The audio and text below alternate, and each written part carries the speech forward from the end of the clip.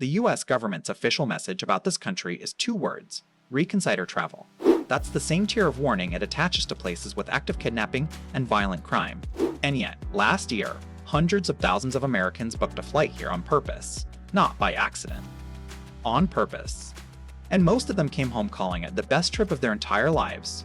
So who's lying to you? The government telling you to stay away, or the travelers telling you it's paradise?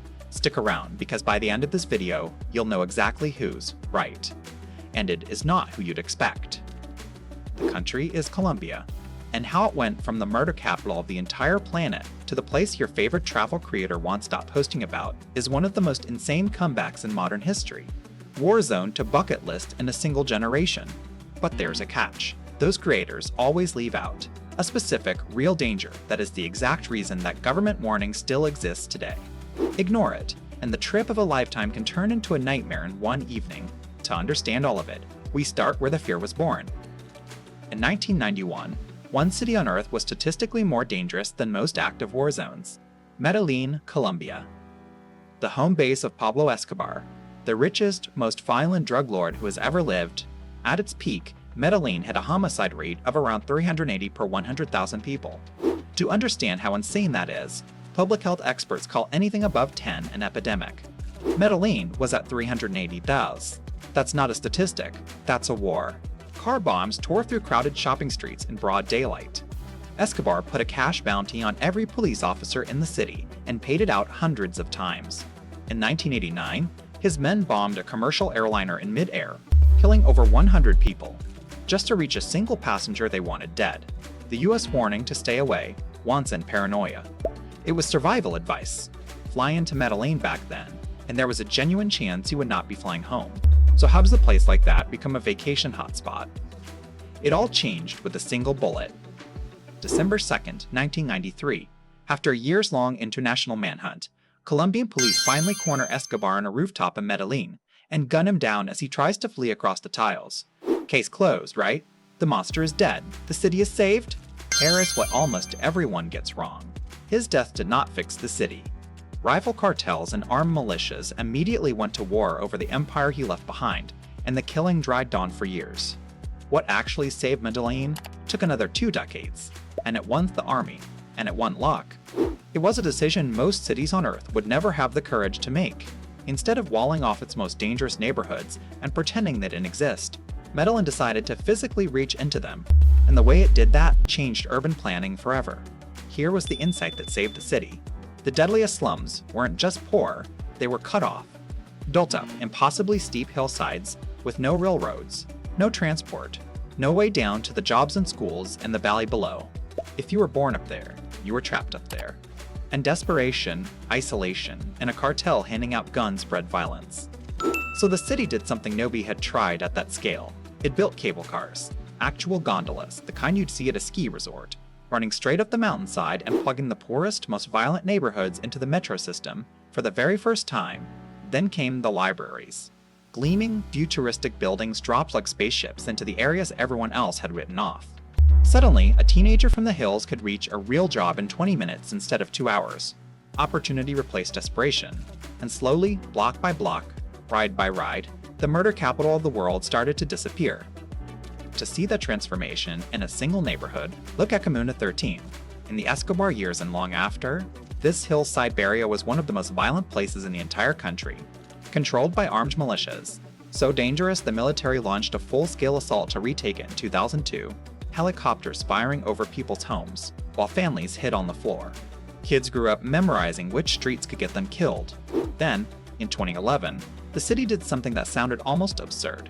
It built giant outdoor escalators, nearly 400 meters of them, climbing straight up the hillside, so residents no longer had to haul groceries up hundreds of concrete stairs to get home. Local artists covered the walls in explosive, colorful murals telling their own story of the violence and the comeback. And today, Comuna 13 is one of the most visited spots in all of Medellin.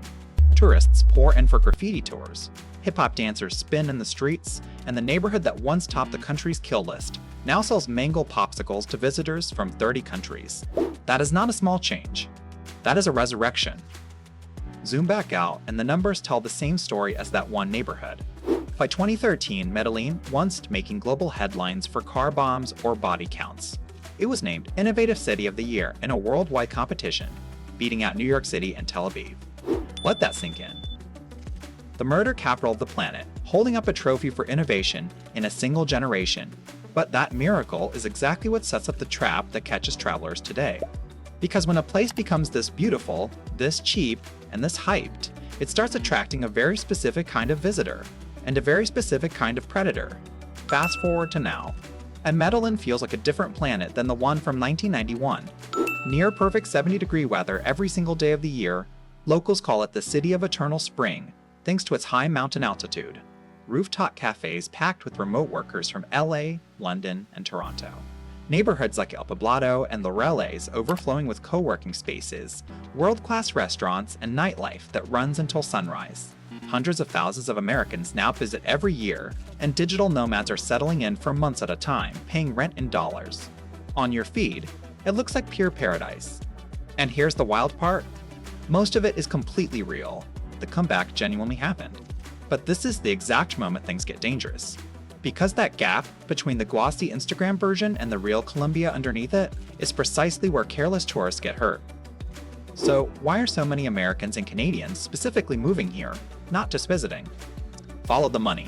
In most of Medellin, a modern furnished apartment in a genuinely nice neighborhood can run you under $1,000 a month, something that would cost 3 or 4 times that in LA or Toronto. A great meal at a local spot might set you back $4 or $5. A strong coffee, $1. Fast internet, a booming cafe scene, and that eternal spring weather mean your dollar just stretchier. It basically doubles. For a remote worker earning a full US salary while paying Colombian prices, the math is almost unfair. That's the real engine behind the boom. It isn't just that Colombia got safe enough to visit. It quietly became one of the best value-for-money cities on Earth. But that same wave of foreign money is exactly what put a target on tourist backs. Which brings us back to that catch, the one the highlight reels always leave out. Remember, the government warning never actually went away, and there's a reason for that. As Colombia got dramatically safer for locals, something quietly shifted. The criminals who remained disappear. They changed targets. They stopped fighting each other and started hunting the one group in the city carrying dollars, phones, and a lowered guard, foreign tourists. Here is exactly how it happens. There's a crime here so common it has its own name: express kidnapping.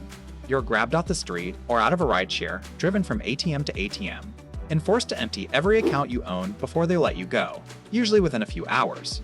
Because the goal is your money, not you. Then there's scopolamine, a drug locals nickname Devil's Breath.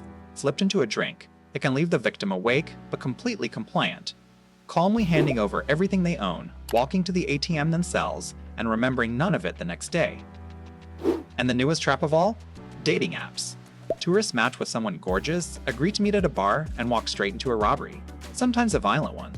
The US Embassy in Bogota has issued direct security alerts about every one of these. So no, the government isn't wrong to raise a red flag, it's just raising it at a completely different danger than the one in your imagination. Let me show you how a normal trip actually goes wrong, because it's almost never dramatic. No dark alley, no cartel. It looks like this. A solo traveler has an incredible week. Great food, kind people, cheap everything. He relaxes. He lets his guard down completely. On the last night, he matches with someone charming on an app, meets them at a trendy bar in one of the safest neighborhoods in the city, and accepts a single drink he didn't watch being poured. The next clear memory is waking up the following afternoon. Phone gone, wallet empty, his bank account drained to his own Face ID and fingerprint while he sat there, smiling and compliant, doing exactly what he was told. No violence, no warning, just one lower guard in the safest part of town. That is the pattern the embassy keeps warning about. Not the jungle, not the cartels. A drink, an app, and one careless moment at the end of a perfect trip. So why does the entire country get slapped with one scary label? Because a travel advisory physically cannot do nuance. The US rates a whole nation with a single number, but Colombia isn't one place, it's dozens. The cities most tourists actually visit. Medellin, Bogota, the walled old town of Cartagena, are patrolled, walkable, and full of travelers every single day. But out near the borders, certain regions have carried the harshest do not travel rating for years. Armed groups, active kidnapping, genuine no-go zones most Colombians won't enter either. And by law, the State Department has to weigh the very worst corner of the country when it sets that number. So the safe beach city and the dangerous border province get crushed together under one identical headline: Read it right, and that advisory isn't screaming never come here. It's quietly telling you, know exactly which Colombia you're going to. Almost no traveler is taught to read it that way. They see one word, and either panic and cancel, or ignore it and get burned. Both are mistakes. And once this clicks, it rewires how you read every travel warning on Earth. Mexico, Colombia, Egypt, even corners of Europe. These ratings were never a simple safe or dangerous stamp. They're a blunt instrument measuring the single worst corner of a country, then applying it to all of it. The smart traveler doesn't ignore the advisory, and doesn't blindly obey it either. They read straight past the scary headline number, check the specific regions and cities, look at what actually happens to tourists on the ground, then make a real informed decision. That one skill, reading the advisory instead of just reacting to it, is the entire difference between the traveler who has the trip of a lifetime and the one who ends up as somebody else's cautionary tale. So let's go back to our question from the start. Who's actually right? The government that says reconsider, or the travelers who say go? The answer is both at the exact same time. Colombia is genuinely one of the most beautiful, alive, rewarding places you can visit right now, and it will genuinely punish you for being careless.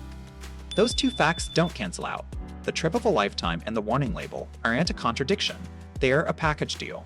The only thing that decides which one you get is whether you know how to open it safely. Watch your drink, know your neighborhoods, be boring on your last night. Do that, and Colombia is a gift. Now you know how to receive it.